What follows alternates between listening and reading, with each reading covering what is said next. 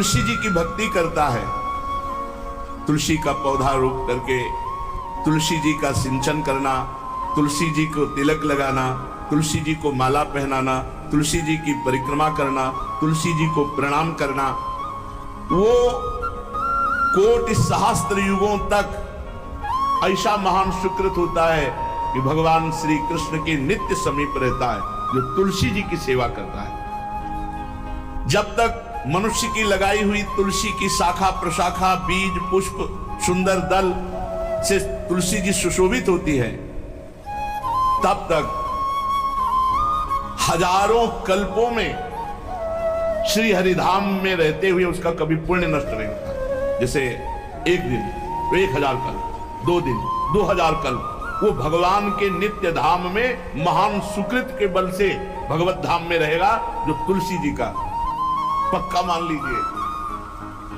जब स्वयं में से तो तुलसी जी रोपण करके तुलसी जी का एक वन लगाया और रोज नवीन नवीन मंजरी तुलसी दल लेकर प्रभु के चरणों में कहीं न कहीं तुलसी जी की कृपा हुई। वृंदावन, ये वृंदाधिष्ठात्री देवी वृंदावन की है, इनकी कृपा के बिना। हे चंद्रादने, संपूर्ण पत्रों और पुष्पों को जो उतार करके सम्मान पूर्वक पहले प्रार्थना करनी चाहिए। हे वृंदा देवी, हे तुलसी जी, भगवान श्री हरि की पूजा के लिए या प्रियाजू की पूजा के लिए हम आपके कुछ मंजरी कुछ दल लेकर के सेवा करना चाहते हैं, आप कृपा करके मुझे दीजिए। और फिर उतार दें, ऐसे नोचना नहीं, बहुत सम्मान से बहुत प्यार से तुलसी जी प्रसन्न होती हैं। जो मनुष्य तुलसी दल से श्री हरि की पूजा करता है, कोई भी पाप उसका स्पर्श नहीं कर सकता। पूर्व में किया हुआ कोई भी पाप उसको दंड नहीं मिलेगा, जो तुलसी जी की आराधना नित्य करता है। अब इतना जल भी न चढ़ा दे, मार पुण्य हो जाए और तुलसी जी अंतर ध्यान अनुकूल जल, जैसे मान लो गमले पे हैं तो इतना बड़ा तांबे का रोज उससे अब भर के लोटा चढ़ा दोगे 2-4 दिन में अंतर ध्यान हो जाएंगे तुलसी जी। बहुत विवेक से जरूरत है, मतलब भारी पुण्य होगा। अब इतना बड़ा लोटा रोज जल चढ़ाओगे तो 2-4 दिन में पीली होके अंतर ध्यान हो जाएंगे। पर इतना जल अनुकूल जल चाहिए, एक तांबे का छोटा सा रोज डालो, उसमें कोई फर्क नहीं। और गमला उठाकर धूप में विराजमान करो। सेवा का मतलब क्या है? जो तुलसी जी को जल अर्पित करके तुलसी जी की सेवा करता है, हरि चिंतन करता, कभी कोई पाप उसका स्पर्श नहीं कर सकता। 100 भार सोना, 400 भार चांदी,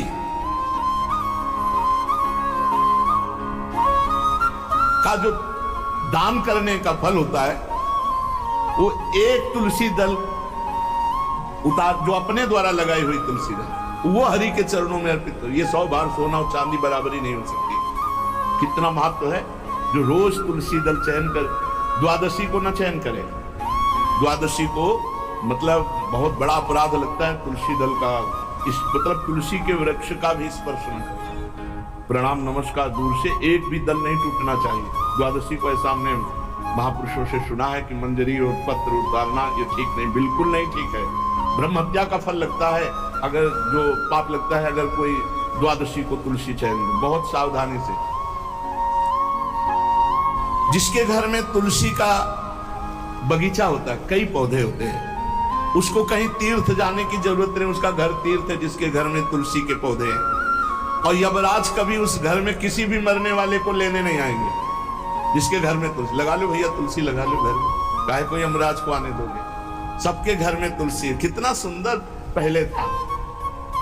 घर में आंगन होते थे, आंगन में एक बहुत बड़ा, और फिर उसमें तुलसी जी, और फिर उसमें 2-4 नर्मदेश्वर शालिग्राम ऐसे, और फिर घर का हर व्यक्ति जल चढ़ाना, प्रणाम करना, नमस्कार करना, चार पर। कितनी पवित्र पद्धतियां हमारी थी। जब रसोई बने पहली गाय के लिए, फिर उस पक्षियों के लिए, फिर कोई संत महात्मा, कोई भिक्षु, ऐसा कितना पवित्र व्यवहार। यहाँ जैसे हमने देखा है, रसोई बन रही ना तो धुआं नहीं खत्म होने पाता, वो ही सब अपवित्र किए हुए हैं, राक्षसी बुद्धि आती चली जा रही। तुलसी जी ये भागवती को वस्तु है। हमें लगता है बालकनी तो होती ही, बढ़िया बालकनी में ऐसा उठाने धरने वाला स्टैंड लोहे का रखो कि तुलसी जी को विराजमान कर दो। जिसके घर में तुलसी जी विराजमान होती है उसके घर में यमराज कभी नहीं जाते हैं। जो तुलसी जी का सेवन करता है उसकी सारी कामनाएं तुलसी जी पूर्ण कर देती हैं। तुलसी जी को लगाना, तुलसी जी का पालन करना, तुलसी जी को सिंचन करना, तुलसी जी का दर्शन करना, तुलसी जी का स्पर्श करना, मनुष्य के द्वारा जो मन, वाणी और शरीर से पाप हो गए सबको तुलसी महारानी क्षमा कर देती है, दग्ध कर देती है। पुष्कर आदि तीर्थ, गंगा आदि परम पावन नदियां, ये सब जो स्नान आदि अवगाहन आदि करने का फल देते हैं, वो केवल तुलसी जी घर में विराजमान है उसको फल मिल जाएगा। कितने बढ़िया। जो तुलसी जी की नवीन मंजरी प्रभु के चरणों में अर्पित करके प्रणाम करता है, वो चाहे कितना भी अपराध किए हो, वो कभी यमपुरी को नहीं देखेगा, कभी यमराज के पास नहीं जाएगा। जो मनुष्य तुलसी काष्ठ का घिसा हुआ चंदन लगाता है, उसके सारे संचित भस्म हो जाते हैं और क्रियमाण जो वर्तमान वो कभी उसको बांध नहीं सकते। तुलसी जी का काष्ठ का घिसा हुआ चंदन। जिसके घर में तुलसी की छाया होती है वहां पितरों को अपने आप कल्याण प्राप्त हो जाता है। जो श्राद्ध करने से लाभ मिलता है पितरों को, घर में तुलसी लगा के जो तुलसी की छाया बड़ा पितरों को तृप्ति मिलती है। चतुर्भुज ब्रह्मा जी सारंग धनवा श्री हरि के महामहिम स्वरूप की अनुभूति करने के लिए भी कहा है कि तुलसी जी का महान महात्म्य, अगर तुलसी जी का सेवन करे तो भगवान श्री हरि की महिमा को जान जाएगा। स्त्री हो या पुरुष, पुरुष नपुंसक नारीवा जीव चराचर कोय, सर्व भाव भज कपट तज मोहि परम प्रिय सोय। शरीर वर्दी है, हमारी पोशाक है, हम सब एक हैं, आत्म स्वरूप है, कुछ अलग नहीं है। शरीर केवल पांच भौतिक है तो सबका पांच भौतिक है, उसमें चिन्ह है स्त्री पुरुष के, बस इसके लिए भगवान की आराधना निषेध थोड़ी है। जो स्त्री या पुरुष श्री तुलसी जी के काष्ठ के मन के बना के, जैसे छोटी कंठी या बड़ी माला धारण करता है, श्री कृष्ण उसके बस में हो जाते हैं। यह है तुलसी जी की महिमा। परम सुहाग श्री कृष्ण मिल जाते हैं और कौन सी भी हमें उपलब्धि चाहिए।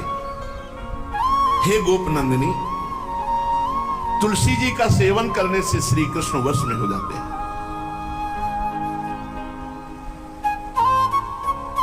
जो तुलसी की माला से नाम जप करता है, काउंटर वाली बात तो स्मृति के लिए भाई है, हम निषेध नहीं करते, नहीं बहुतों के भजन बंद हो जाएंगे, पर हम इतनी महिमा जरूर बता देते हैं कि तुलसी माला से जो नाम जप किया जाता है उससे आध्यात्मिक सिद्धि बहुत जल्दी होती है।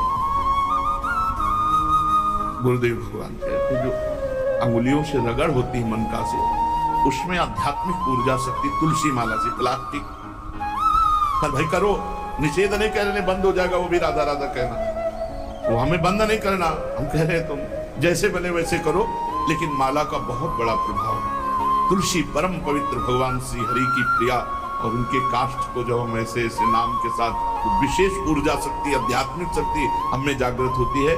हो सके जिनको ऐसा बन सके तो छोटी एक वो आती है सुमिरनी, उसको रख लो अपनी जेब में, रख लो, उससे करो। और नहीं है भैया तुम इसी से करो, नाम जप करो, भाव को भाव न खालसो, नाम जपत मंगल दिस दसो। सुंदर सुंदर तुलसी जी के वृक्षों के समीप बैठ करके जो अनुष्ठान किया जाए वो बहुत लाभदायक। श्रीमद् भागवत का, गोपाल सहस्त्र नाम का कोई भी पाठ तुलसी जी के समीप विराजमान करके किया जाए, आचार्य को बुला करके तुलसी पूजन करना चाहिए, विविध प्रकार के अनुष्ठान, अरे तभी तो सब मंगल होता है। पहले था, हमने देखा है 4 बजे माताजी दरवाजे के सामने लीपती, रोज का काम, जो पुराने घरों में देहरी के आगे आके 4 बजे लीप करके वहां अपना चौक पूर के दीपक जला, क्या पवित्रताएं थी, क्या मंगल था। जब किसी को निमंत्रण दिया जाता तो सबके पैर धोए जाते थे, सुंदर बिछौना बिछा करके और उसमें बैठकर पत्तल गज के सकोरा कुल्हड़ ऐसे भोजन पाया। कितना पवित्रता, जो हमारी पूर्व पवित्रता थी, धोती कुर्ता चोटी पवित्रता। अगर बाहर जा रहे तो पैजामा कुर्ता, ऐसे बहुत पवित्र पोशाकें थी, पवित्र आचरण थे, पवित्र खान पान था। घर में जाओ तो एक पवित्रता, एक किसी भी घर में ऐसा नहीं था कि देव मूर्ति न विराजमान हो, किसी भी घर में ऐसा नहीं था तुलसी जी विराजमान न हो, एक दो गाय जरूर होती थी, पवित्रता। अब तो बड़ा विचित्र, भारतीय गौएं जो श्वेत रंग की, जो अरुण रंग की, जो सींग वाली है, वो उनका आप दुग्ध देखिए, दूध कर रख दीजिए, स्वर्णिम कांति छाई मिलेगी। ये हमारी भारतीय पद्धति, ये हविष्यान्न, इससे देवताओं का, भगवान का, सबका अभिषेक पूजन होता है। शुद्ध गाय जो हमारी भारतीय है, पीला है, उसकी जैसे निकला हुआ, भगवान ने सेवा की है। हमारे गोविंद भगवान का नाम ही गोविंद, गौओं के इंद्र। भगवान सुबह से निकल जाते थे, शाम तक गौओं को चराते थे। बड़ा तो किशोरी जी ने श्री तुलसी जी के पूजन की बात, भगवान गोपियों से वादा किए थे कि अब तुम्हें अगली पूर्णिमा को रास, अब रास बिना रासेश्वरी के नहीं हो सकता, लिखा हो चाहे ना लिखा हो। कोई भी विद्वान, कोई भी प्रवक्ता इस बात को बतावे, कहते हैं भागवत में राधा नाम नहीं लिखा है, भागवत राधा में ही है। सांद्रानंद घन प्रेम मूर्ति किशोरी, बिना लाडली जू के कोई रास बता दे कहीं भी, कभी भी, कैसा भी, महारानी जू के बिना रासेश्वरी के रास हो ही नहीं सकता, लिखा हो चाहे ना लिखा हो। क्यों नहीं लिखा? याते श्री सुख प्रगट कियो नहीं, जहां बोले राधा तो समाधि लग जाती हो, यहां 7 दिन में तक्षक काटना है। श्री सुखदेव जी ने महारानी जी का, हरिराम व्यास जी कहे, याते श्री सुख प्रगट कियो नहीं, जानि सार को सार, परम धन राधा नाम आधार। वैसे तो रोज संकेत वन में, पीछे हमने चर्चा की थी, प्रेम सरोवर में प्रियालाल मिलते थे नंदगांव बस। आज लालू ने एक नई लीला रची, गोप देवी लीला है। श्री लालजू महाराज प्रियाजू को रास के लिए उन्होंने सोचा एक बार छलिया रूप रख करके महल में प्रवेश करते हैं, देखते हैं लाडली जू पहचानते हैं कि नहीं, और कितना प्यार लाडली जू करती है। महाराज तो जो रूप धारण करें तो सभी सुंदर हैं, तो सुंदरता के समुद्र हैं। जब नकबेसर धारण करते ना, अंजन और घूंघट नीलांबर का, महाराज हृदय चूर चूर हो जाए, ऐसे सुंदर है। गोरी किशोरी भी चकोरी है जिनकी, नीलांबर धारण करके, और जिस समय लाली लगा के महाराज अपने राधा पी जी को कभी कभी जब आते हैं तो देखो ऐसा लगता है यार बलिहार है महाराज, जो रूप धारण करते सीधे हृदय पर प्रहार करते। प्रभु ने गोप देवी का रूप धारण किया, गोपांगना का। श्री चरणों में नूपुरों की झनकार, कटी में करधनी जिसमें क्षुद्र घंटिका लगी हुई है। अद्भुतम गोपिका रूपम चलत झंकार नूपुरम, किंकिणी घंटिका शब्द मंगुलीयक भूषितम। बड़ी दिव्य अंगूठियां धारण किए हुए अंगुलियों पे, कमर में करधनी जो रुंझुन रुंझुन, श्री चरणों में नूपुर, और रत्न कंकण के यूर मुक्ताहार विराजितम। कलाइयों में रत्न जटित कंगन, बीच बीच में चूड़ियां, कंगन ऐसे, बाजूबंद, कंठा, मोतियों के हार और शीश फूल, केशपास, बेणी रचना, नासिका में मोती की बुलाक, बेशर और अलकावली, घुंघराली अलकावली, श्याम वर्ण के केश। ऐसा रूप धारण किया जो देखे मुग्ध हो जाए, श्याम सुंदर को।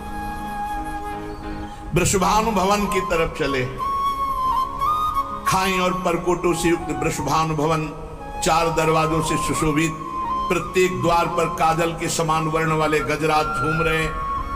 राजभवन की बड़ी मनोहरता है। उस मंडप प्रांगण में वायु के समान वेग वाले घोड़ों से अंगरक्षक महल की रक्षा करने वाले चारों तरफ दौड़ रहे वृषभान भवन में। और बड़ी ही सुंदर सुंदर गवें धर्म धुरंधर बलवान शान रमा रहे।